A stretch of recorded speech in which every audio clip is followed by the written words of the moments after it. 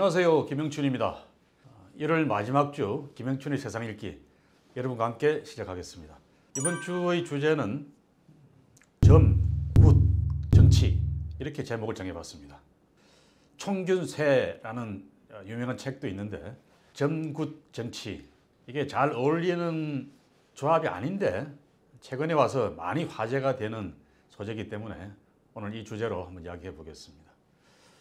사실 제가 안 어울린다 그랬지만은 오래전부터 정치인들이나 특히 공무원 중에서도 검사들 같이 좀 이른바 출세를 지향하는 그런 직종에 있는 사람들, 또 큰 사업을 하는 사람들, 이런 분들이 점을 많이 봐왔다는 것은 공공연한 비밀입니다. 사실 모든 정치인들이 다 이런 문제들에 노출이 되어 있습니다. 저도 굉장히 어린 나이부터 정치 생활을 시작했는데요. 30대에 서울 지역구에서 출마를 했는데 그때부터도 점을 봐야 된다, 보러 가자, 또 제가 이제 그런데 잘 응하지 않으니까 저 대신 점을 보고 왔는데 이 점괘에 하면은 굿을 한번 해야 된다, 굿을 하러 가자, 이런 분도 계셨고요. 제가 그것도 안 한다 그러니까 그냥 자기들이 뭐 어떻게 한번 해보겠다 이렇게 해서 한 거 제가 또 말리기도 하고 그런 일들이 참 많았습니다.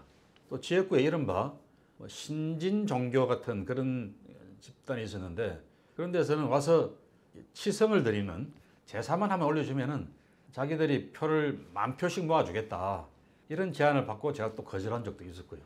또 어떤 경우는 선거사무소에 찾아와서 이 선거사무소 위치가 잘못됐다, 그러니 사무소를 옮겨야 된다, 이런 분, 책상 위치가 잘못됐으니까 향을 좀 바꿔야 된다, 이런 분들은 굉장히 점잖고 신사적인 그런 제안을 하신 거죠.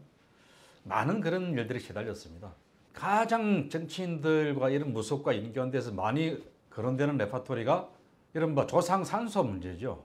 아버지 산소, 할아버지 산소 잘못되어 있다, 이장을 해야 된다, 혹은 명당 자리에 묘를 써야 대통령이 된다, 이런 또 제안 때문에 역대 대통령 후보들도 대부분 묘를 이장을 했다, 이런 이야기들도 있습니다.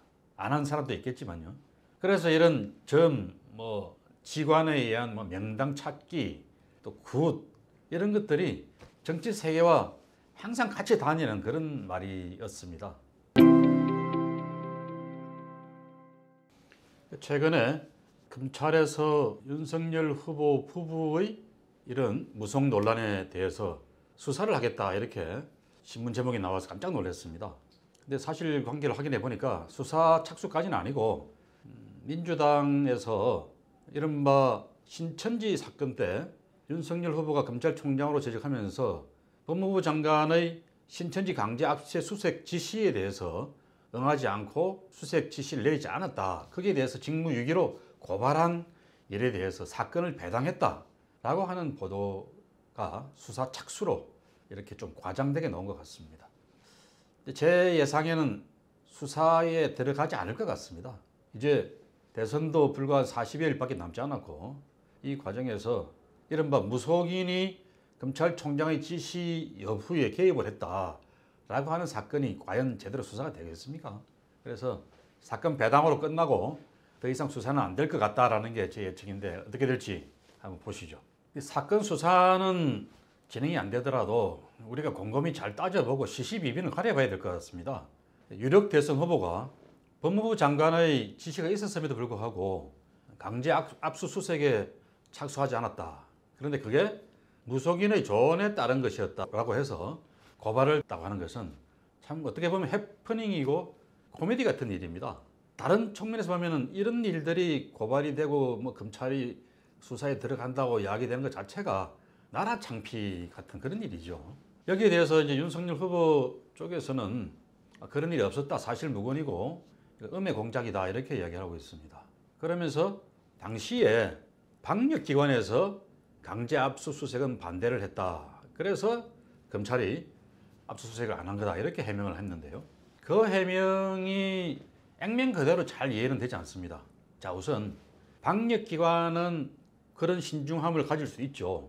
그래서 혹시 신천지 쪽에서 협조를 하지 않고 숨겨버리거나 이랬을 때 더 확산이 될 수 있다, 이런 우려를 방역기관이 하는 것도 사실이었습니다. 그런데 수사기관 입장에서 꼭 그 방역기관의 말대로 따라야 되는 건 아니죠. 수사기관은 수사기관대로 다른 판단이 또 있어야 되는 거죠. 그리고 이재명 후보 같은 경우는 당시에 경기도지사였는데 강제 방역 조사를 직권으로 발동을 했습니다. 검찰은 압수수색을 하지 않고 넘어갔습니다만 이재명 지사의 경기도가 강제 방역 조사를 통해서 3만 명의 명단을 확보를 했습니다. 그게 이재명 후보가 국민들로부터 높이 평가를 받은 그런 일이었습니다. 그렇다면 윤석열 후보가 해명하는 대로 방역기관의 말에 따라서 압수수색을 하지 않았다라고 하는 해명이 절대적으로 정당화되는 것은 아니다라는 걸 알 수가 있습니다. 자, 그럼에도 불구하고 저는 민주당도 이 사건에 대해서 꼭 고발까지 할 필요가 있었는가 그런 의문을 가져봅니다. 우리 사회가 고발 만능 사회처럼 되어 있는데요. 특히 선거 때가 되면 더 이런 고발 고소 사건이 극성을 부립니다. 이 윤석열 후보와 그 부인의 이 무속인 관련된 일, 이제 뭐 검찰의 압수수색 문제 때문에 고발까지 이루어졌습니다만은 이런 고발보다 다른 방식으로 문제를 제기하고 국민이 판단에 맡기는 것, 그게 더 효과적이지 않을까 그런 차원에서 저는 이 사건에 대해서는 이 고발 만능이 꼭 효과적인 방법은 아닐 것 같다 그런 생각도 해봤습니다. 자, 여러분 어떻습니까? 이게 무슨 검찰 수사를 통해서 밝혀질 일도 잘 아닌 것 같고요.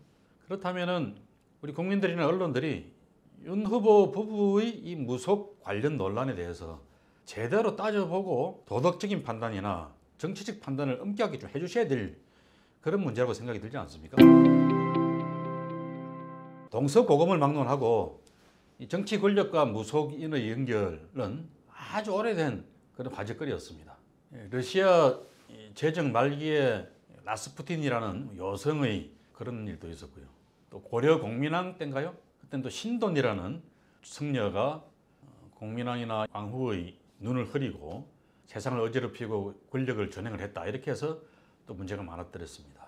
또 조선 말엽에도 민비의 눈과 귀를 붙잡고 있었던 무슨 무속인이 있어서 무슨 군 칭호를 받아가지고 권력을 전행을 했다. 이런 이야기도 있고요.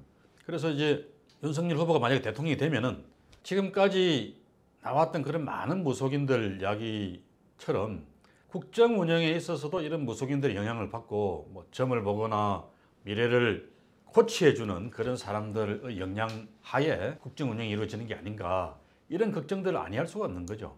그런 점들을 우리 언론이나 국민들께서 곰곰이 따져보고 평가를 해야 될 것 같습니다. 자, 우선 이 윤석열 후보와 관련된 이 무속인 논란들을 어제 중앙일보가 쭉 한번 정리를 해놓은 게 있습니다. 이렇게 이제 리스트까지 쭉 정리를 했는데요.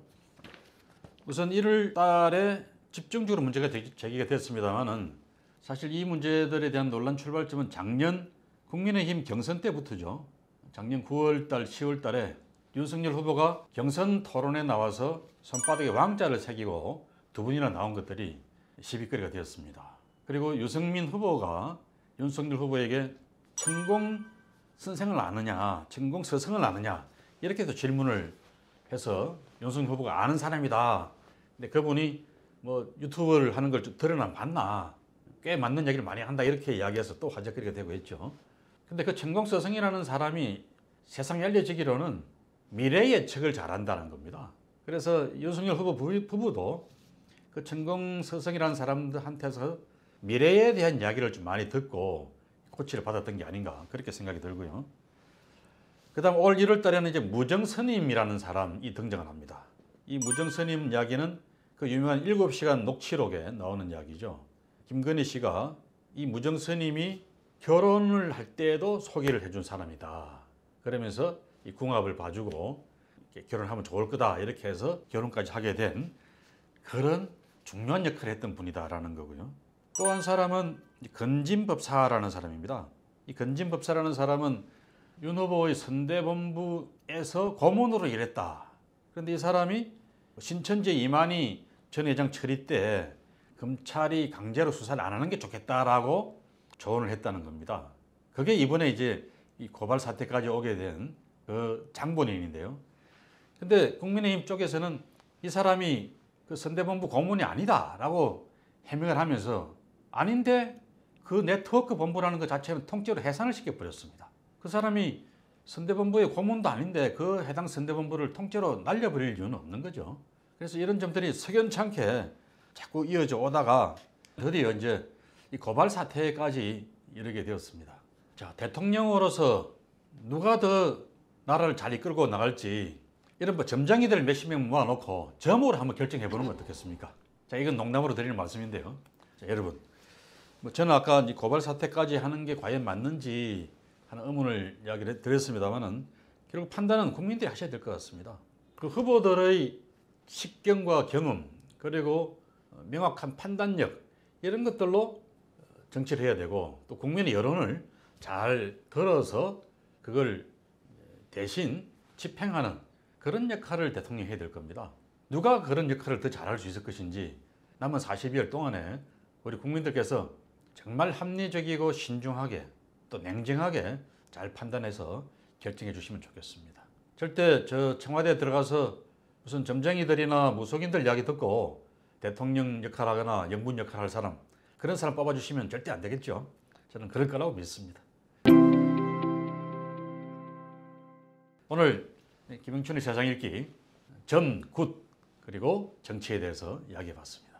여러분 얼마 안 남은 설 잘 쉬시고 복 많이 받으시길 빌겠습니다. 고맙습니다. 구독, 좋아요, 알림 설정까지 해주이소.